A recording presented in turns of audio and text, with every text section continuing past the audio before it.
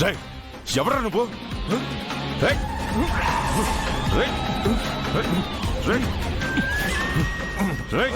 ఎవడ్రా నువ్వు?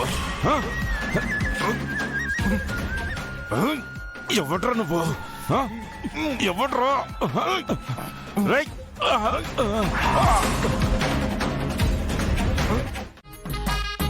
Soldiers, come on, assemble.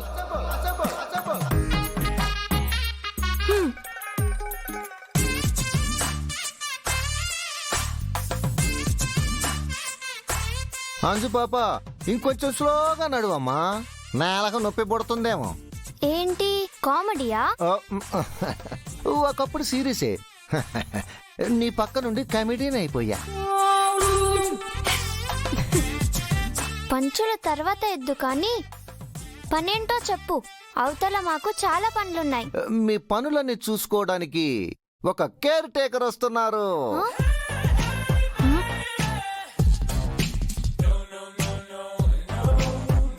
ఏంటి మళ్ళీ ఇంకో కేర్ టేకరా? ఒక్కరెంట్రీకే ఇల్లంతా ఇలా తయారైంది. కొంచెం గ్యాప్ ఇవ్వమని చెప్పవా? బాడీ తట్టుకోలేకపోతుంది. నువ్వు ఆగవే. ఎవరా తోడా కేర్ టేకర్? ఏమో అమ్మో, నాకు కూడా తెలియదు. నాకు మిస్సమ్మ చెప్పింది, అది మీకు చెప్పడానికి నేను వచ్చా. అయితే ఇది మిస్ అమ్మ ఐడియానా? నో, ఎవరిదైనా సరే నేను వినను. ఎవరి మాట వినను, ఎవరు చెప్పింది వినను. అసలు ఆ మిస్ అమ్మ ఏమనుకుంటుంది? ఆవిడ నిర్ణయం తీసుకుంటే సరిపోతుందా? మమ్మల్ని అడగదా ఏంటి? అబ్బా, మా తోటి సోల్జర్స్ మనోభావాలు, సూచనలు, సలహాలు తీసుకోవద్దా? ముందు రాతో చెప్పేది విను. వినను. మీరు వినకండి. పదండి సైనికుల్లారా, మన ఫ్రీడమ్ కోసం, మన రైట్స్ కోసం పోరాటం చేద్దాం. ఆ కేర్ టేకర్ గురించి మన అసంతృప్తిని తెలియచేద్దాం. అవునా? అయితే ఆ నిరసన ఏదో ముందు సారుకు తెలియజేయండి. వై? సారు ఓకే అన్నాకే మిస్ అమ్మ పిలిపిస్తుంది.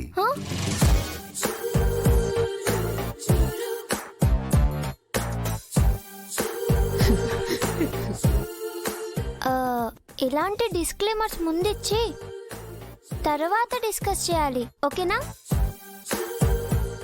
రాథోడ్, దీనికి ఆత్రం ఆవేశం ఎక్కువ, ఆలోచన తక్కువ. వదిలే. ఆవిడెప్పుడు వస్తారంట?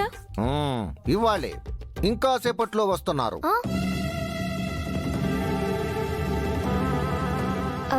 అయినా కేర్ టేకర్ రావడం కూడా మంచిదేలే. అప్పుడే అలా ఎలా ప్లేట్ తిప్పేశావే? అంటే మీరంతా ఒక గ్యాంగ్, నా వైపు ఎవరు లేరనే కదా మిస్సమ్మతో కలిసి నాతో ఆడుకుంటున్నారు మీరు.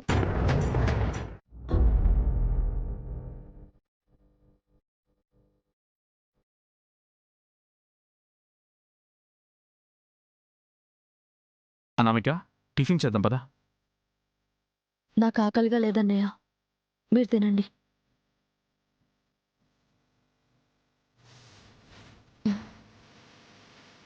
నేను బయలుదేరుతానన్నయ్య. రాత్రి సరిగ్గా పడుకున్నట్లేవు, ఎప్పుడొచ్చినా మెలకుగానే ఉన్నావు. పడుకునే ప్రశాంతత మిగిలింటే నేను ఇంత దూరం వచ్చేదాన్ని కాదు. వెళ్ళొస్తాను.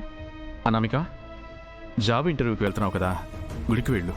ప్రశాంతతతో పాటు కొంచెం పుణ్యం కూడా వస్తుంది. వెళ్ళే చోట నీకు మంచి జరుగుతుంది. జరిగిన మంచి చాలు, ఇంకా మంచి జరిగితే తట్టుకునే శక్తి నాకు లేదు. ఆగనామిక, ఇవాళ శివరాత్రి, శివాలయంకు వెళ్ళి అభిషేకం చేయించు, మంచి జరుగుతుంది. సరేనా? సరే, సాయంత్రానికి ఏదో ఒక జాబ్ చూసుకొని ఇక్కడి నుంచి వెళ్ళిపోతాను. అమ్మయ్యా. అయ్యో, నేను చెప్పేది అందుకు కాదమ్మా. కానీ నేను గుడికి వెళ్తుంది అందుకే అన్నయ్య. ఒకరికి భారం అయ్యి బాధ పెట్టడం నాకు ఇష్టం ఉండదు.